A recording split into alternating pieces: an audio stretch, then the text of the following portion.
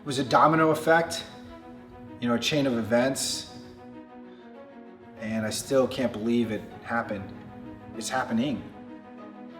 It was just supposed to be my father's eulogy. I love my dad and I just wanted to say some nice things about him. I talked about the importance of his promises. He made promises to me, and I wanted to live that characteristic, being a man of your word. I guess it all started when I introduced this concept called a promise card. It says, because I said I would on the front and nothing else.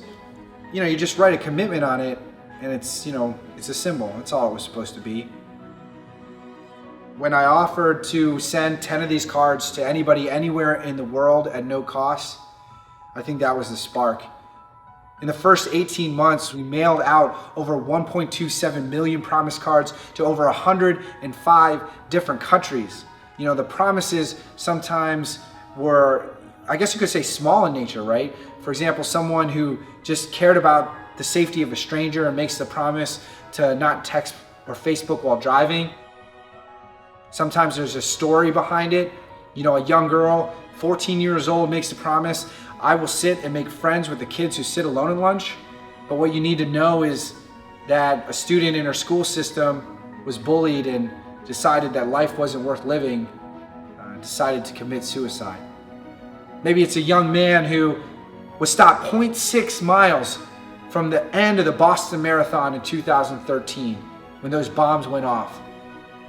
But his commitment to finish that race is more than that, right? It's his commitment to raise money, $10,000 for a children's hospital to re-enter the race and complete it in 2014. You see, the promises that are written on this card have made national news. How did this come to your desk? How did you ever find out about Matt, what he did, and what he wanted to do on your website? It's the apparent confession of a drunk driver who decided to come forward in a very public way. And when I'm charged, I will plead guilty and take full responsibility for everything I've done to Vincent and his family. I'm initially contacted because I said I would. We decided to make the video and put it on social media because young drivers are the ones who mostly drink and drive.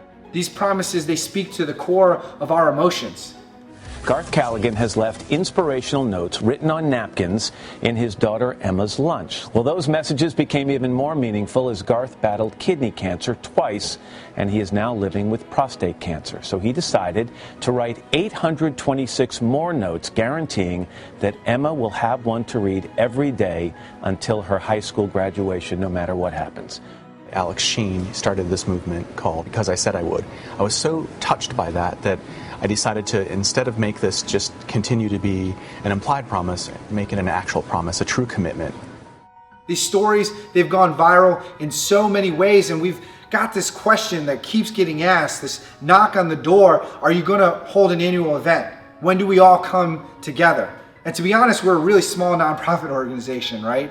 It's only a handful of us, and we haven't had the resources to put together an event until now. This annual event will be called Because I Said I Would 1, and will be the first annual gathering of its kind for the supporters of the importance of a promise. My name is Alex Sheen, and I'm the founder of Because I Said I Would. I have been touring the country for the last 6 months, giving speeches and raising money for this event. The stories of Because I Said I Would, the stories of our supporters' promises, yeah, they've made national news, that's true, but just in clips. Most of the stories, they've never even really been heard. And I think it's time to offer that stage, that platform, for the stories to truly be told. And more than that, we could create a video room at this event where people can come in, sit in a chair and say, this is my story, the story of my promise, a promise made, a promise broken, a promise kept.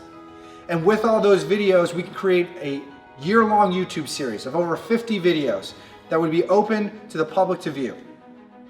It's got to be more than that, though. It's got to be a call to action. And that's why we want to host up to 30 different nonprofit organizations. Because if you want to better humanity through the importance of your promise, well, then you make the promise to volunteer. And so with 30 booths there, it's almost like a shopping experience where you can say, I can commit this much time because I want to make this much impact. We want to do that. We want to hold a host of other exhibitions. Because I Said I Would has already put a hold on the Greater Columbus Convention Center for September 6, 2014 in Columbus, Ohio. You might be watching this video and wondering why we want to put on this event. You might be thinking, well, maybe this is purely just a fundraising effort. To be honest, I don't think ticket sales will even reach half of the cost to put this annual event on. The why is something entirely different. It's something that you already know. Look back on your life. Think about every broken promise that has ever crossed your path. Think about all the challenges that we face as individuals, as families, as communities. Are we going to address those challenges by just pushing blame to somebody else? Yeah, I know there's a lot of external factors, but at some point it comes down to us. The promises that we make as individuals, that's what changes this world. That's what this event is about. It's about moving the dial. It's about making a difference. It's about helping other people through our commitments. So, will you join us?